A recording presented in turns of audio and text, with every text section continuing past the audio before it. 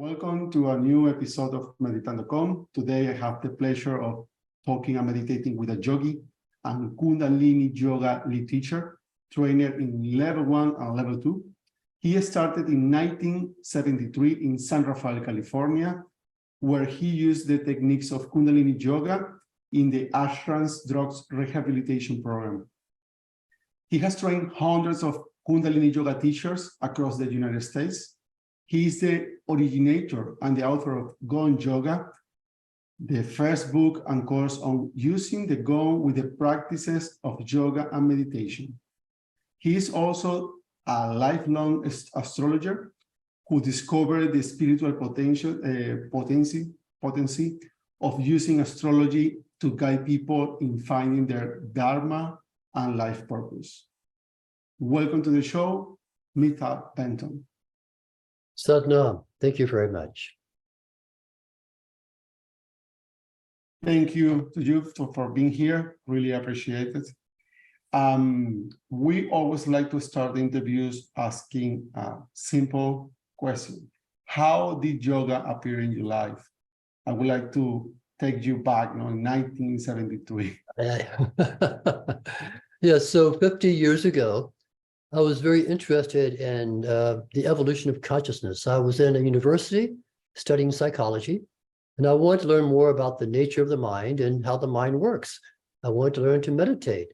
And back in those days, there wasn't that really very wide yoga community. It was very unusual to do yoga 50 years ago.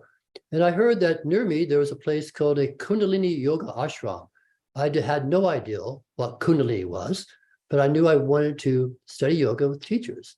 So I remember going to the ashram, walking in, seeing these amazing people in white clothes and turbans and a gong, and very mysterious, very exciting to see that. And I did my first class in that ashram. And from the very first class, I knew this was something very powerful, very unusual, very profound, that could be life-changing. And after the class, they brought us yogi tea to drink and to talk and to have community.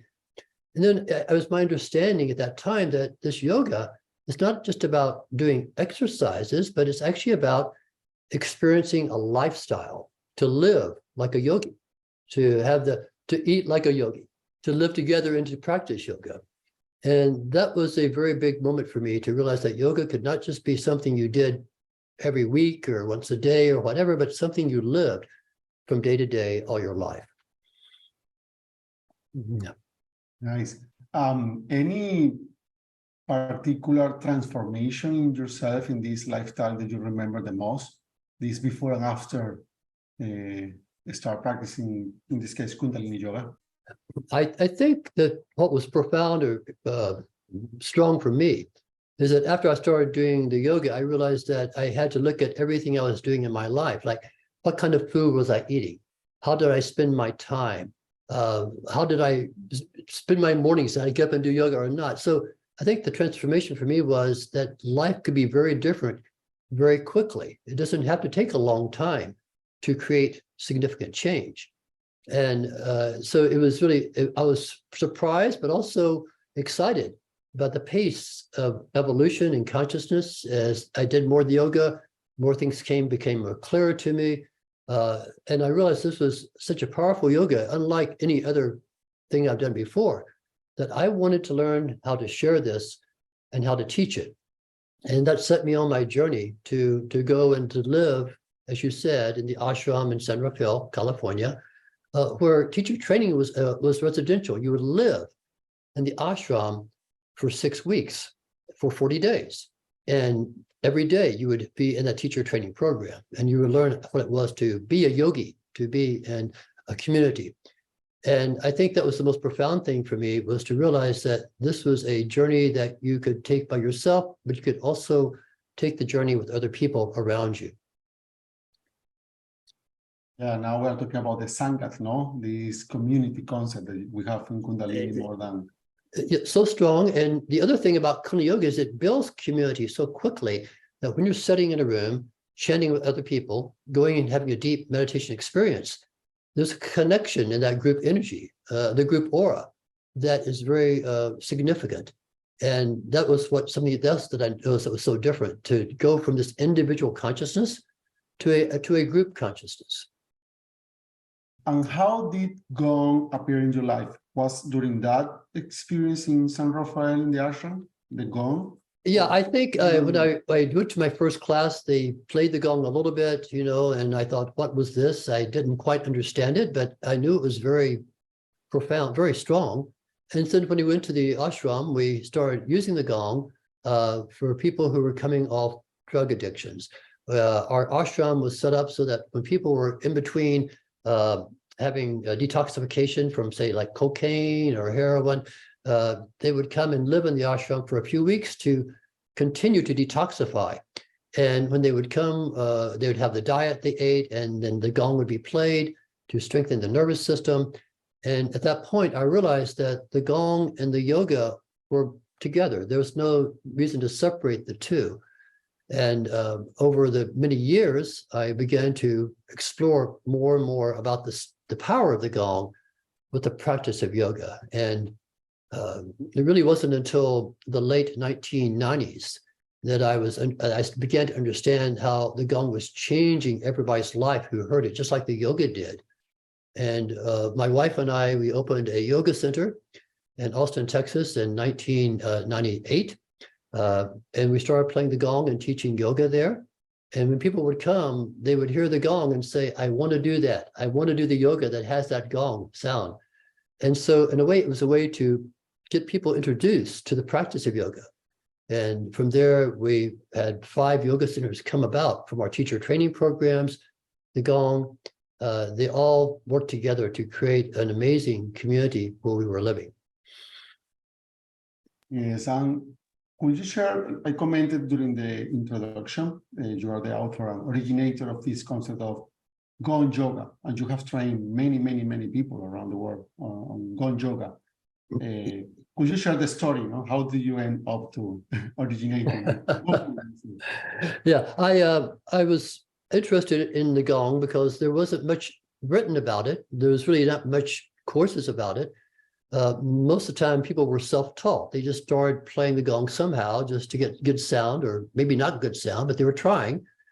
And I realized that it would be good if we could train people, just like we trained them in yoga, to train them how to play the gong most powerfully for the practice of yoga and also for relaxation. I remember there was a short video by Yogi Bhajan that he was demonstrating how to play the gong, and they had a small article about that afterwards. And I read the article and I watched the video, and I realized there was a lot there, but there was also a lot that cannot be taught in that amount of time.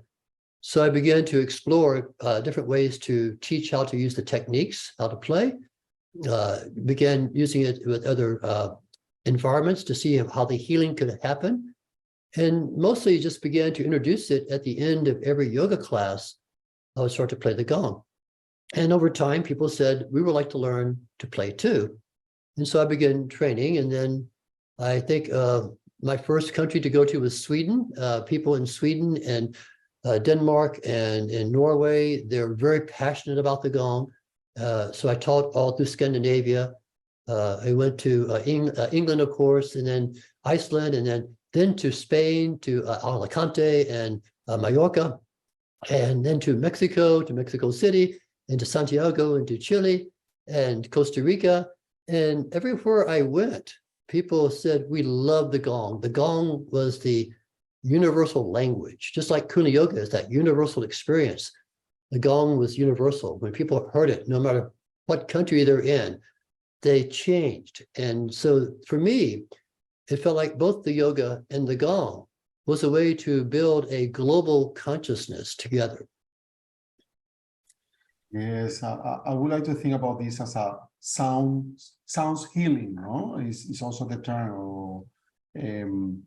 or sounds therapy, I think is also the term, you know, they usually use around this gong. How would you explain this? Just to, I mean, I'm commenting this just for the sake of explaining to people, because maybe this interview is watched by people that doesn't have previous experience in yoga or meditation. So how would you explain this sounds healing, how it works with the gong?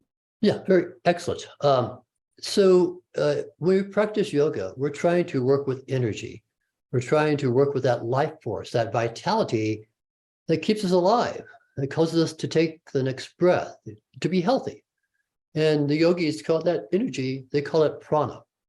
It's something that we can get from breathing the air, more breath, more energy, more prana. It's something we can get from eating good food, something we can get from the sunlight, something we can get from pure water, and something we can also get from sound. Sound is a carrier, just like food and sunlight and air.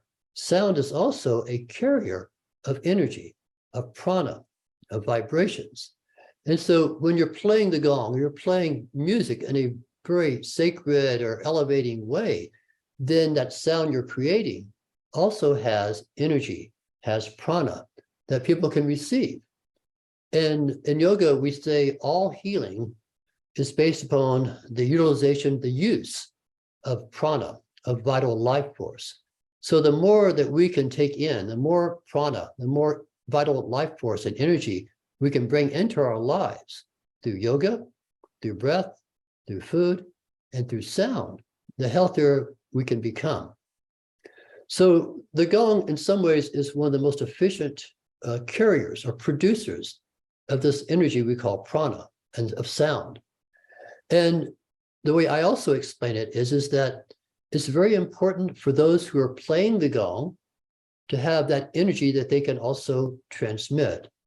So in my understanding, in my view, to be a good sound healer, to be a good gong player, you have to have a good practice, maybe be a good yogi, someone who has a spiritual journey, someone who is working on themselves in that way to change consciousness.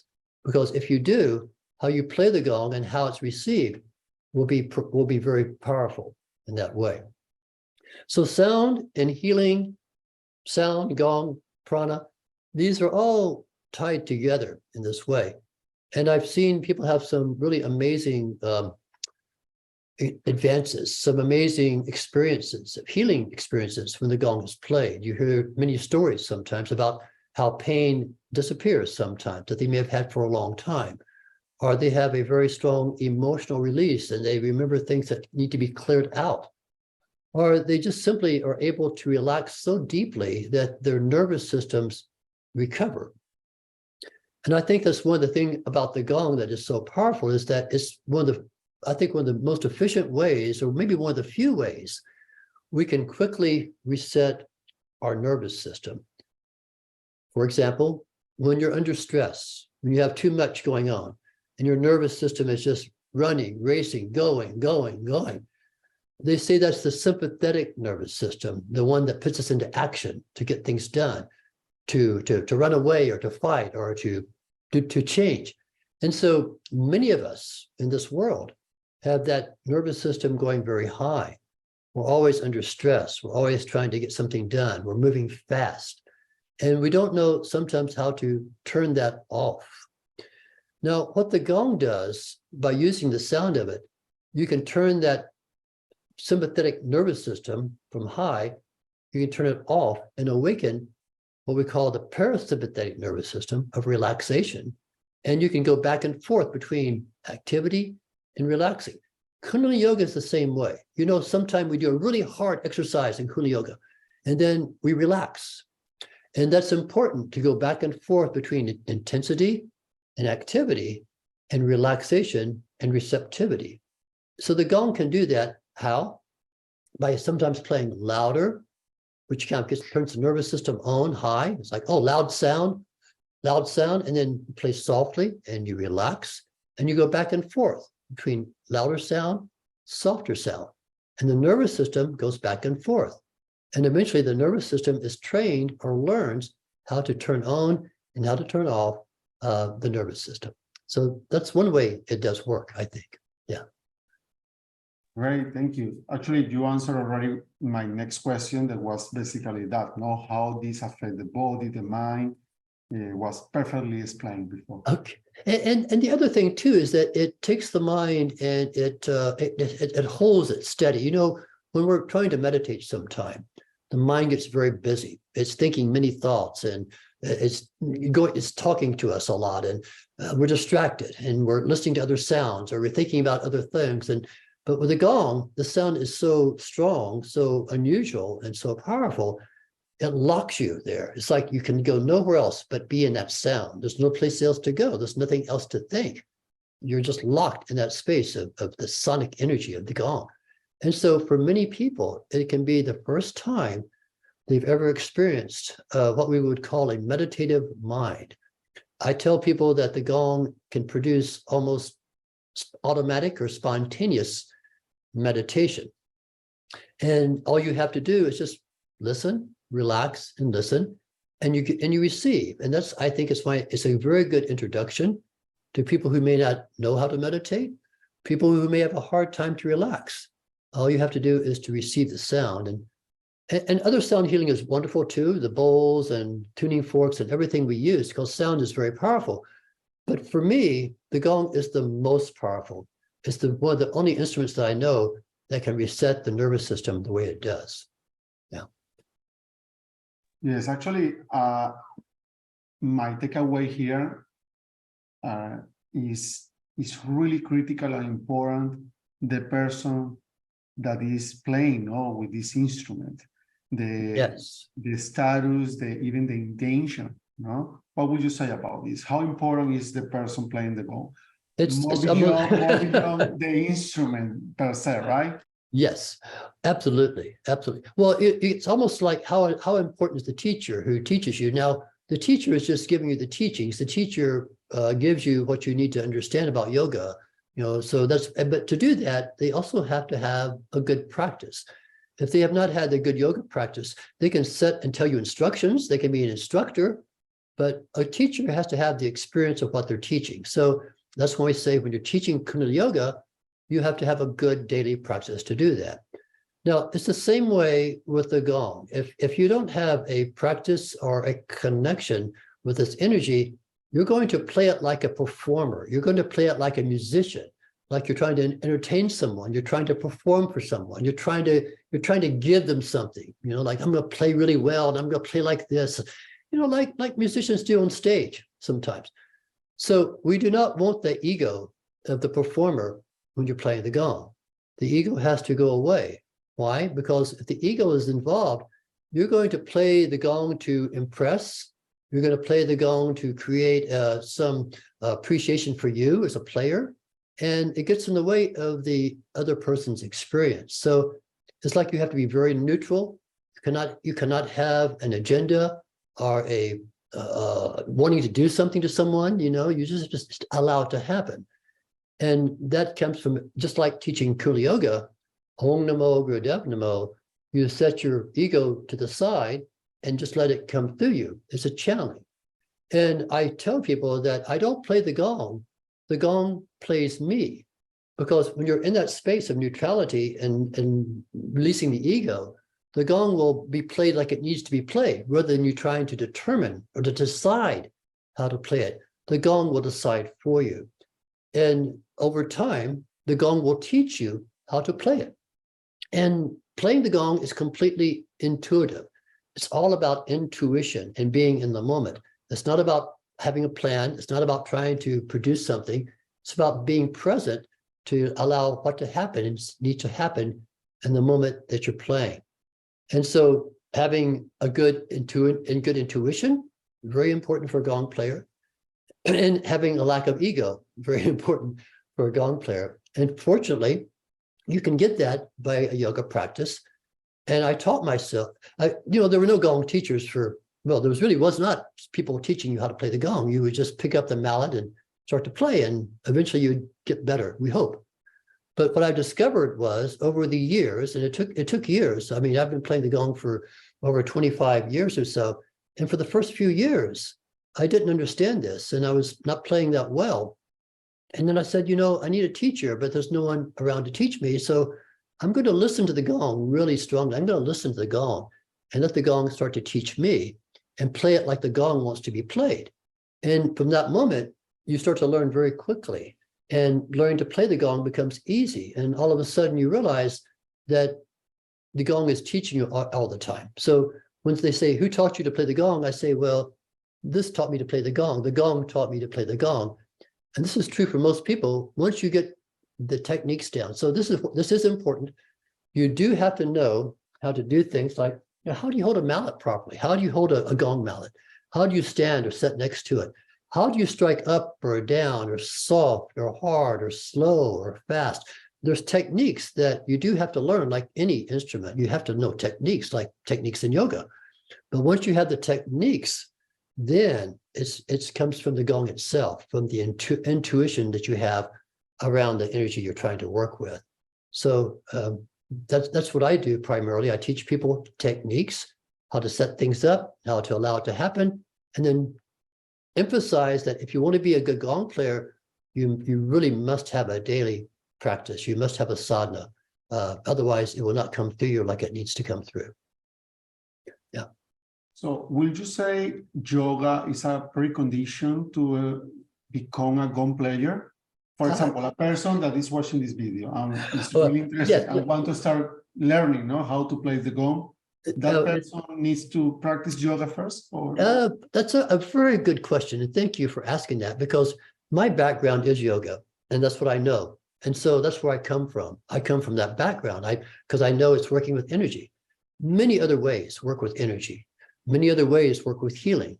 Many other ways can give you intuition and meditative mind, whatever practices those may be.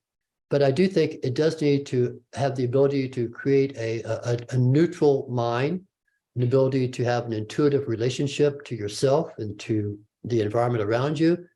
And I think it also requires you to have enough energy inside you to give, because when this is coming through you, but you're also giving it too. So to be effective, you have to be doing something. It could be yoga. It could be Tai Chi. It can be Qigong. It can be many, many different things. But I think the important thing is, does it give you the ability to work with and be with your own energy in a positive way? And so there's many paths to it. My path is yoga. I found it to be very effective, and that's how I was introduced to it. And so I think for me, it's the best way. For you, maybe a different way. But there has to be a way for us to connect to that vital life force of energy of the universe and to ourselves. That's what I think. Yeah. Yeah, great. Thank you for answering this. I believe that a part of energy, maybe also maintaining this high consciousness, about your lifestyle, what you eat and everything, regardless if you practice yoga or not, is important. It's kind of condition to perform properly, the gong. Absolutely. This is a spiritual practice. This is not music or performing. We're using an instrument that's musical, but we're doing it in a way to change consciousness. So if you're to be able to do that, you have to change your consciousness. You have to understand the transformational process of consciousness to be able to do this effectively. Now, you can play it like a musical instrument and you can make nice sounds, but to have that deeper transformational effect, the therapeutic effect, it does require you to take on yourself to do that journey. And they say every healer, every healing journey begins with the healer healing themselves. And so you have to do that work yourself. And it has to be done, for me anyway, every day, because you change every day. And so it's important that you commit. The commitment is the important part. Yeah. What would you say after all these years practicing and teaching?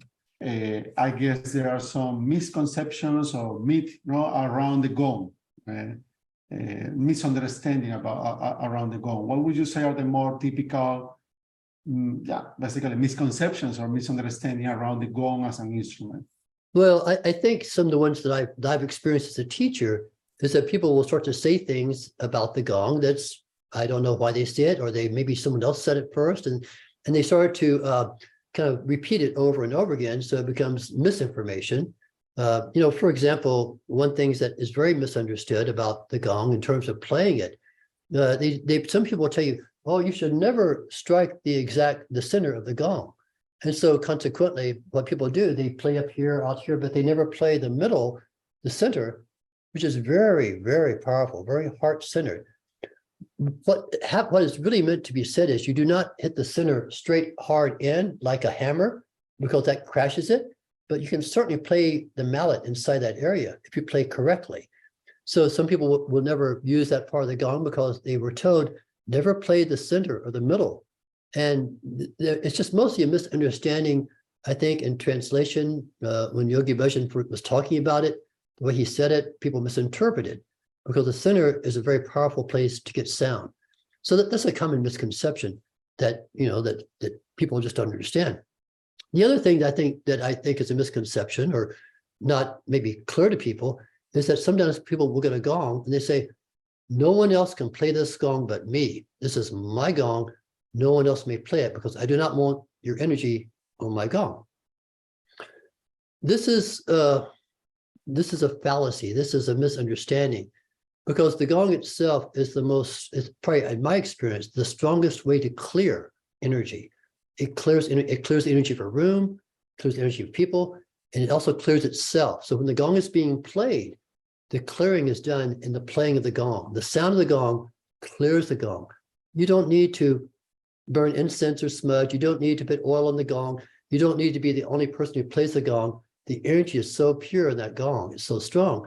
It doesn't need to be cleared. So my sense is now people need to be respectful when they play the gong.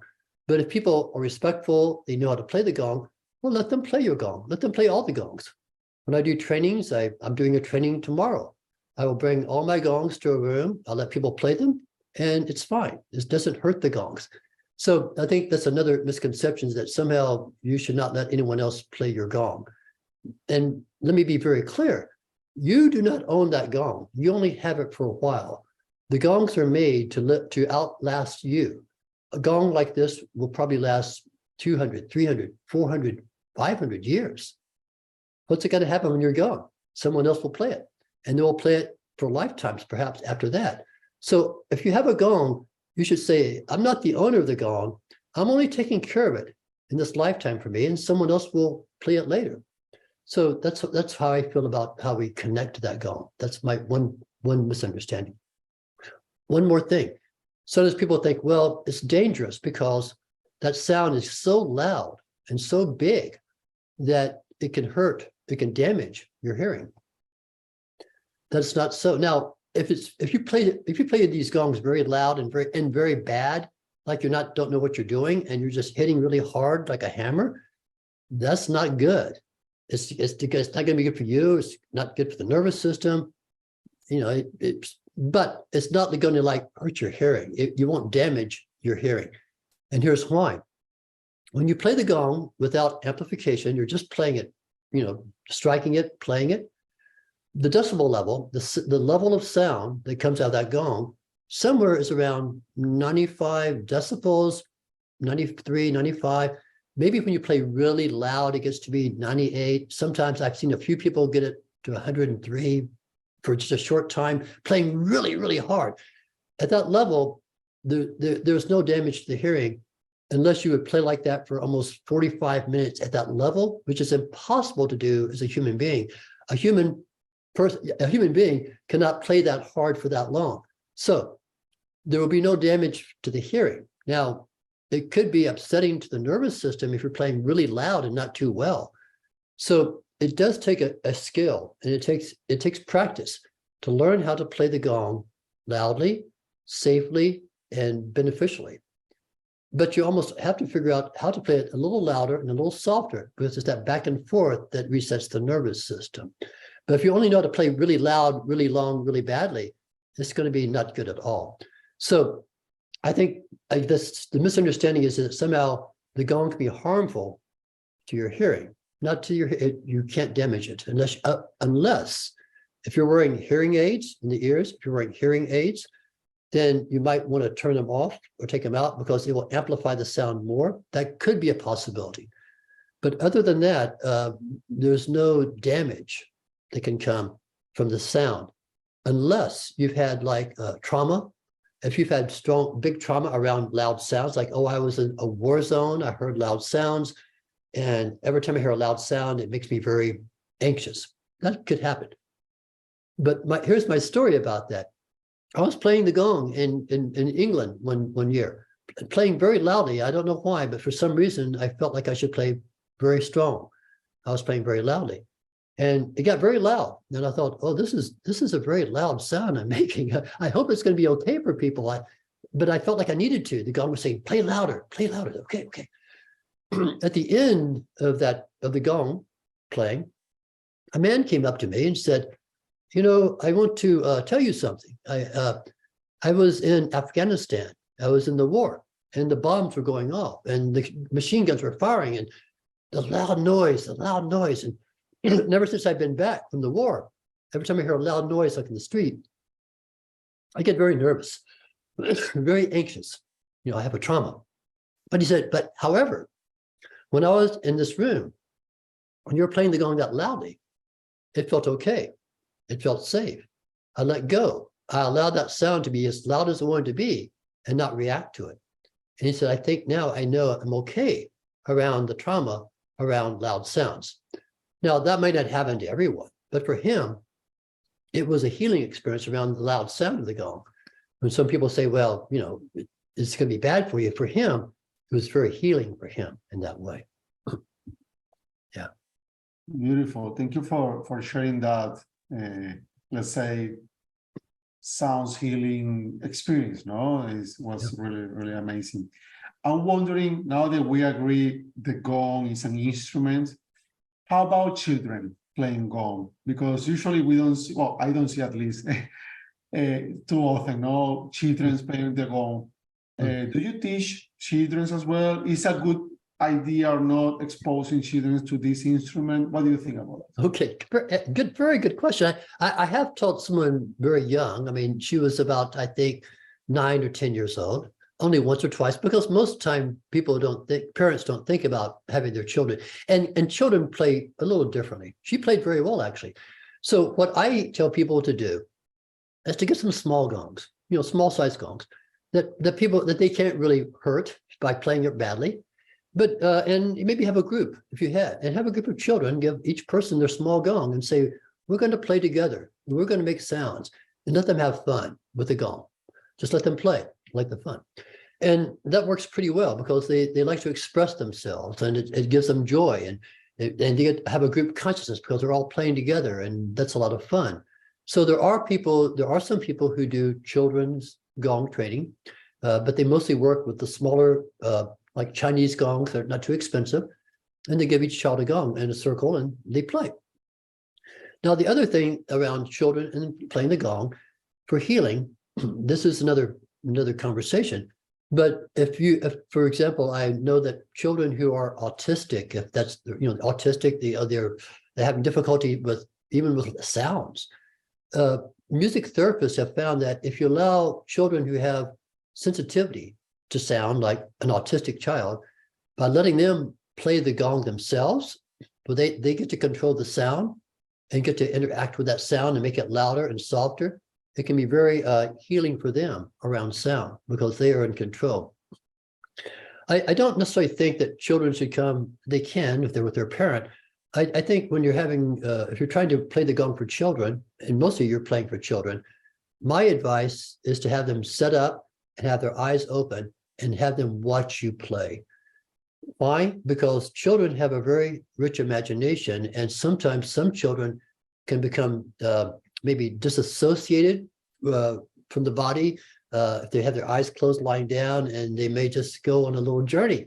So I think it's better when unless you are a healthcare provider, unless you are a trained therapist for children, not to, I would advise children for the most part, especially if you're playing for mostly children, to have them set up and watch what you play, and you don't have to play for that long, maybe 3 minutes or 5 minutes. Some parents do bring children to a gong relaxation, and if the child is with their parent, it's okay, I think, because they feel safe, they feel good. So, but yes, there's no reason children should not be introduced to the gong, and I've never heard any stories that would say otherwise to use the gong. Yeah. Thank you for that clarification. I'm wondering, yes, you shared already this history of this person, the participating in Afghanistan, this healing experience. Any other experience that you recall now that you remember the most that was more impactful for you regarding the sounds healing? Yes. Well, here's some good stories here about, the high stress, people who've lived under a lot of intense stress, like the war zone, like Afghanistan, people who are refugees, people who are trying to get away from the war, are people who are, on the other hand, people who maybe have been homeless, people who have lived on the streets for a long time, especially teenagers and young children who don't have parents and they're by themselves. And so their nervous systems are really all the way up here, survival, very high. They can't relax. In fact, sometimes they may have never relaxed in their life at all after years. And I've had people who work with people of both types. I have friends in Sweden who used to do gong relaxations for the Syrian refugees. They would come to their home and have the gong played for them. And I've also had a woman in New York City who used to play for children who were living on the street, and she would play for them. And in both cases, what they have found that when you play the gong for people like that who've had this extremely high level of stress, no ability to let go at all, that after you play for them for 15 minutes or maybe 20 minutes, and then you stop playing, they do not want to come back. They just lay there in relaxation. They don't move. You can talk to them. They don't respond. You can move around them. They don't respond. You can play more music. They don't respond. They've turned off so deeply, they can't turn back on again for a while. And so sometimes it might take a half an hour or more to bring people back into the place where they can actually re-enter that world that they left for a while, to touch their ankles or to be close to them, talk with them or something. But that it showed me that this is such a powerful way to give people that break from high stress, that you just can't move after a while. Relaxation could not stop for them for a while. So I thought that was very, very interesting to see that happen as far as that deep healing of just relaxation. And I tell people, if all the Gong does is to help you relax, that is going to be healing. Healing occurs much more quickly when you're not under stress and you're not anxious and you can relax. All healing is supported by relaxation. So if we can say, well, maybe this will take care of your headache, maybe this will help with your digestion. I've seen other things happen like this, but mostly it really works by getting you into this very profound relaxation where the healing can do better. Now, I will tell you two other stories about this as well, because I like telling these stories because people tell them to me and I like to share them. There is a veterinarian, a doctor who works with horses in England, and oftentimes he has to work with horses who have a sprain or an injury, a muscle twist to their leg. So he plays the gong, and he would take the gong with him to the horses, and he would take care of their sprains, and then he would play the gong for them afterwards. And he found that the sprain, the legs were getting better more quickly. And he also found that the horses got very relaxed, very peaceful. Just like they were just very, very chilled, very relaxed. And so he thought, wow. So he was using it for animals. I've heard other people tell me the same stories for like a lady whose dog was hit by a car. She did the same thing for the dog. And the veterinarian said, what is happening? This dog is so relaxed, so good. So things like that do happen with animals, but also with people too. Again, I had a friend who had an injury on the wrist. It became sprung, like big, muscle tear. And so he used the other hand. He played the gong really close to the hand, and the frequency, the vibration, that sound, he said, increased the circulation. And again, the doctor was very surprised at how much it heals so faster. So the gong does many things, and I don't know if we can ever really explain all these things. And I tell people, you don't really have to understand it. You just have to experience it. It's like Kundalini Yoga. I could tell people what this yoga was doing, how it changes their glandular system, changes their nervous system. We could do tests. We could do experiments. we can do research, and and people do sometime, but really none of that really matters in the end. It only matters the experience of what happens when you're there. And so people say, well, can you prove this works? I say, I don't know if I can prove it scientifically. There's some research done. There is actually now some research being done, especially there's one study that was done in a hospital about job burnout. Like during the COVID, during the pandemic, the nurses were so stressed. The nurses were very stressed. And so these gong players decide, and scientists decide to let's give them some relaxation with the gong every day for 2 weeks, and for the other group, we'll give them just music to relax to. And they found the nurses who'd heard the gong for 2 weeks, they had much better recovery from the stress than those who just listened to regular music. So they were saying maybe this is a way to keep people from burning out, from overdoing their job, is to actually do this in that way. So there is some research being done about it, but it's mostly, for me, it's the stories I hear, the results I see that inspire me to keep training people to play it and to do it. And I think there's also a part of the gong playing that we have to think of as just this magic. We can't explain it. It relies on a certain relationship that we can't really analyze scientifically. There's something going on here, and this exchange between the sound and the person who's playing that we can't really measure, but we know it's there because we experience it.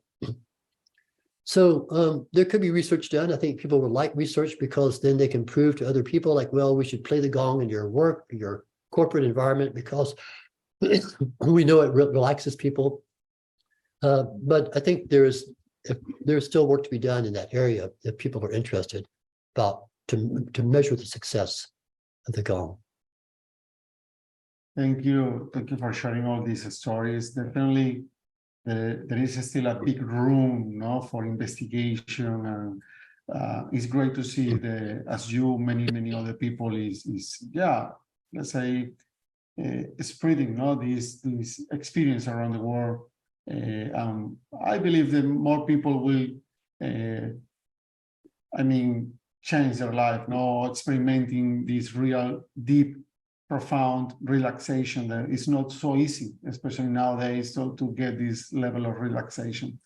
Yes, absolutely correct. We don't get to have that time. And not only that, I think the sound itself is something we should consider, that people know that sound can give them energy. They know that sound can heal them, but most of them are not connecting to the sound that does that. We listen to certain types of music that doesn't really heal. We go around with our headphones on all the time, we are starved for that sound of that gives us healing energy. And that's why I think things like the gong, also nature, the sounds of nature do this really well. But many of us are around the sounds of nature too much. We don't have that sound to nurture us. So that's why things like the gong and other sacred instruments can give us that sound that we're lacking, that we're missing in our environment as well. Yeah. Well, I have one last question before jumping into the meditation.